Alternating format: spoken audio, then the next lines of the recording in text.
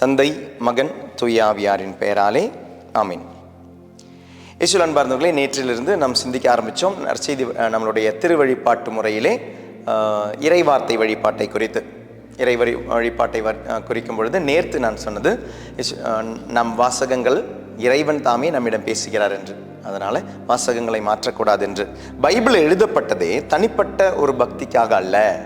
Bible எழுதப்பட்டது பாருங்களேன், மாறாக பொதுவாக அறிவிக்கப்படுவதற்காக. கொலோசியருக்கு எழுதிய திருமுகத்தில் பவுல் சொல்வார், 4வது அதிகாரம் 16வது திருவசனம், இத்திருமுகத்தை திருச்சபையில் வாசிக்க ஏற்பாடு செய்யுங்கள். இத்திருமுகத்தை திருச்சபையில் வாசிக்க ஏற்பாடு செய்யுங்கள். இனி இந்த திருச்சபையில் நீங்கள் வாசித்த பிறகு அடுத்த திருச்சபைக்கு இந்த திருமுகத்தை கொண்டு கொடுங்க, அவங்க இங்கே வாசிக்கட்டும். So it was for public proclamation. The Bible, the scripture, the books, it were written, அது எல்லாமே எழுதப்பட்டது. those were written for public proclamationக்காக எழுதப்பட்டது. ரெவலேஷன் திருவெளிப்பாடு 1வது அதிகாரம் 3வது திருவசனத்திலையும் வசனம் இவ்வாறு சொல்லும், இந்த நூலில் உள்ளவற்றை படிப்போரும் கேட்போரும். படிப்போரும் கேட்போரும், அதனுடைய அர்த்தம் கேட்கப்படுகிறது என்றால் it is meant for public proclamation. லூக்கா நற்செய்தி 4வது அதிகாரம் 16வது திருவசனத்தில் எடுத்து வாசி பார்த்தாலும் உங்களுக்கு நல்லா தெரியும். செனகோகில் இயேசு போவார், அவருக்கு ஒரு நூல் கொடுக்கப்படுகிறது. அந்த சுருளை அவர் நிவர்த்தி மக்கள் முன் வாசிக்கிறாரு. So it is for public proclamation. இயேசு கிறிஸ்து என்றும் செயல்படுகிறார் இந்த பப்ளிக் ப்ரொக்ளமேஷனுக்காக. லூக்கா நற்செய்தி 16வது அதிகாரம் 29வது திருவசனம் இதற்கு ஒரு அடையாளம் தான். அதில் செல்வந்தர் லாசருடைய கதை. இந்த செல்வந்தர் லாசருடைய கதையில் நமக்கு தெரியும், லாசர் மோட்சத்துக்கு போன பிறகு, செல்வந்தர் நரகத்திற்கு போன பிறகு செல்வந்தர் கேட்பார், ஐயோ என்னுடைய சகோதரர்களுக்கு இதெல்லாம் தெரியப்படுத்த முடியலையே என்னால், அதனால் யாரையாவது நீங்கள் அனுப்புவீங்களான்னு சொல்லும் பொழுது அப்பொழுது சொல்லப்படுகின்ற ஒரு வார்த்தை இருக்கு, அவர்களுக்கு ஆபிரகாமும் மோசையும் உண்டு, அவர்கள் அறிவிப்பதை அவங்க கேட்கட்டும் நம்பட்டும். அப்போ அறிவிக்கப்படுகிறது. அப்போ அவர் போகிற கோயிலில், அவர் போகிற சினகோகில் அவருக்கு அறிவிக்கப்படுகின்றது. என்னது அறிவிக்கப்படுகின்றது? ஆபிரகாமும் மோசையும் அவருக்கு இருக்கிறார்களே, அவர்கள் அறிவிப்பதை அவர் கேட்கட்டும், மனம் திரும்பட்டும் அப்படின்றாங்க. ஸோ அறிவிக்கப்படுகின்ற அந்த வசனத்தை, அறிவிக்கப்படுகின்ற அந்த வாசகத்தை பைபிள் என்ன சொல்லுதுன்னு பாருங்க. ஆபிரகாம் அறிவிக்கிறார், மோசே அறிவிக்கிறார். இதன் வழியாக பைபிள் ஒரு பப்ளிக் ப்ரொக்ளமேஷனுக்காக, பப்ளிக் ஃபெய்த்துக்காக எழுதப்பட்டது அப்படின்றது ரொம்ப அழகாக இருக்குது.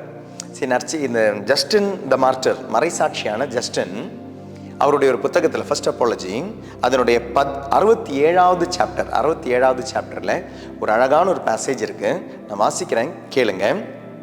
And on the day named after the sun, that is Sunday, all who live in city or countryside assembled, and the memoirs of the apostles or the writings of the prophets are read for as long as time allows. அதாவது ஞாயிற்றுக்கிழமைகளில் சிட்டியில் இருக்கிறவங்களோ இல்லைனா சிட்டிக்கு வெளியே இருக்கிறவங்களோ நீங்கள் என்ன பண்ணணும், நீங்கள் எல்லாருமே ஒன்று கூட வேண்டும். ஒன்று கூடின பிறகு நீங்கள் என்ன செய்யணும்னு சொல்கிறார் பாருங்களேன். திருச்சபையினுடைய திருத்தூதர்கள் அவர்களுடைய எழுத்து பிரதிகளிலிருந்து நீங்கள் வாசிக்க வேண்டும். 2, நீங்கள் எதை வாசிக்கலாம்? இறைவாக்கினர்களுடைய நூல்களிலிருந்து வாசிக்கலாம். எவ்வளோ நேரம் உங்களுக்கு அனுமதிக்கப்படுகிறதோ அவ்வளோ நேரம் நீங்கள் வாசிங்க அப்படின்னு தான் சொல்கிறாங்க. ஸோ நமக்கு இன்றைக்கி இருக்கிற மாதிரி 1/2 மணி நேரம் இல்லை 1 மணி நேரம் அப்படின்ற அந்த கான்செப்ட் இல்லை அவங்களுக்கு. எல்லாரும் ஒன்று சேருகின்ற இடம். நகரப்புறங்களிலிருந்தும் நகரத்தினுடைய வெளியிலிருந்தும் வரும் மக்கள் எல்லாரும் ஒன்றா சேருங்க. ஒன்றா சேர்ந்த பிறகு எவ்வளோ நேரம் உங்களுக்கு பைபிள் கேட்க முடியுமோ அப்படி நீங்கள் கேளுங்க. அன்னைக்கு அவங்களுக்கு நம்ம கையில் இருக்கிற மாதிரி பைபிள் இல்லை. மொத்தமான இந்த 73 புக் இருக்கிற பைபிள் அவங்க கையில் இல்லை. அப்போ எல்லாமே தனி நிறைய புத்தகங்கள் இருக்குது. அந்த புத்தகங்களுக்கு ஒரு கேட்டகிசம் நடக்குது, மறைக்கல்வி நடக்குது. எல்லாம் ஒன்று சேர்ந்து வாங்க. வரும்பொழுது நம்ம வாசிக்கிற பகுதி என்னவா இருக்கும்? நம்முடைய திருத்தூதர்கள் எழுதின பகுதியிலிருந்து வாசிங்க, மெமோரிஸ் ஆஃப் தி அப்போஸ்டல்ஸ்.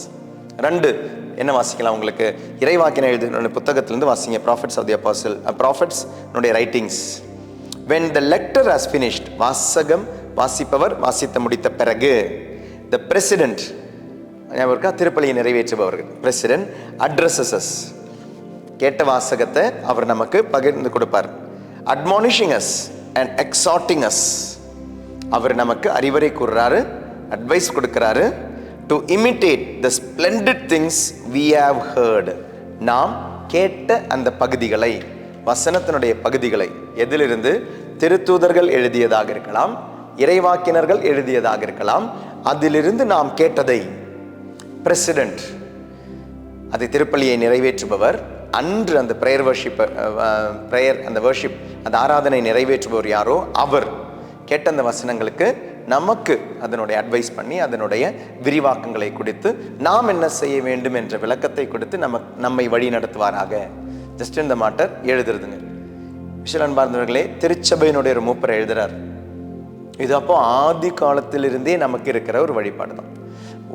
இன்னும் சுருக்க சொல்ல போனா, இன்னைக்கு பைபிள் மட்டும்தான் அப்படின்னு பைபிளை மட்டும் ஒதுக்கி கொண்டு போற ஒரு சமூகம் இருக்கும் பொழுது, நம்மளுடைய பிரிவினை சகோதரர் இருக்கும் பொழுது, இந்த பைபிள் உருவான ஒரு கதை. இது பைபிள் உருவான கதை.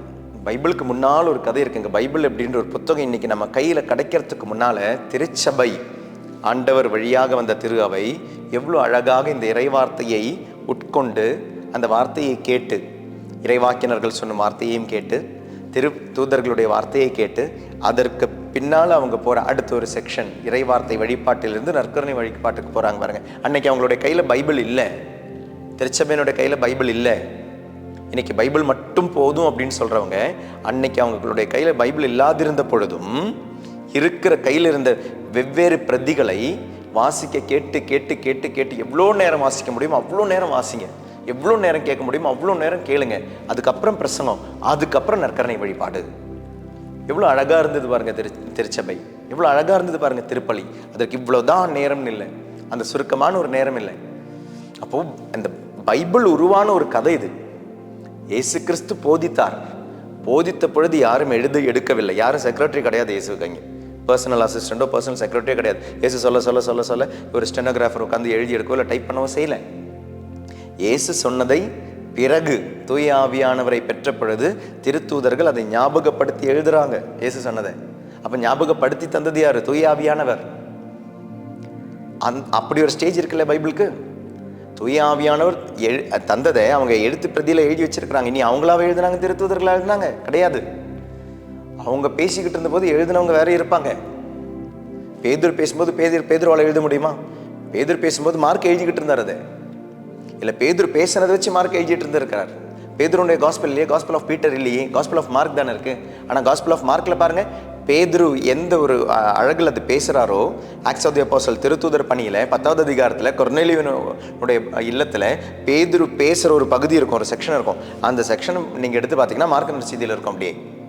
அப்போ இயேசு போதித்தார், போதித்த பொழுது யாரும் எழுதவில்லை. இயேசுனுடைய போதனைக்கு பிறகு திருத்தூதர்கள் போதித்தார்கள், அப்பொழுதும் யாரும் எழுதவில்லை. ஆனால் அந்த போதனையும் திரும்ப விட்டுடக்கூடாது என்று பிறகு எழுதப்பட்டது தாங்க, பிறகு எழுதப்பட்டது தான் நற்செய்தி.